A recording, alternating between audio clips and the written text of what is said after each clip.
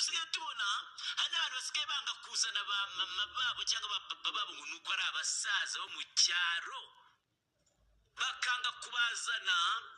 bakajya gukodesha abandi bari mu bihemberwe, cyangwa se bajya kuzana ibizungerezi bamenya nyine mu tubari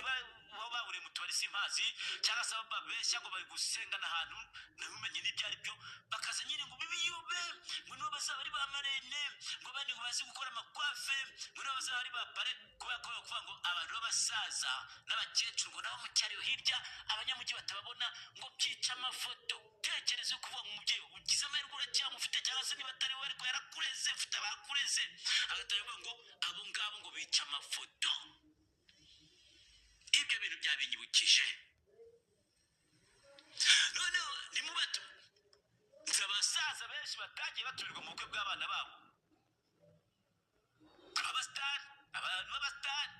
akaba afite ukuntu yateguye ubukwe bwe, ntazana ngo ni abasaza b'iyo mu cyaro, ariko ngo tuzaza tuje kubereka umukwe, undi na tuzaza tuje kubereka umugeni, ariko ibyitwa ubukwe kubera bazaba bambaye amakositimu meza y'imyeru, n'ababambariye bazaba bafite ukuntu baserutse mu yindi myiza cyane bimeze ukuntu, ariko abo basaza tekereza ko umusaza bimenye ko umwana we azakora ubukwe ahantu mu butayu bashyizeho n'imbwa zikumira abantu, ariko akamba kaza abatuje mu bukwe bw'umwana we batereka ntabwo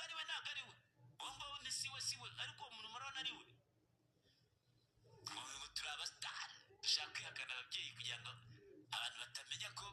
dufite abantu b'abasaza cyane ngo bari iyo ngiyo hirya mu cyaro n'abakecuru ngo bari iyo hirya, nyamara kandi uwo ni wo muryango. Abaswahili baravuga ngo kimwe cha mzee chanuka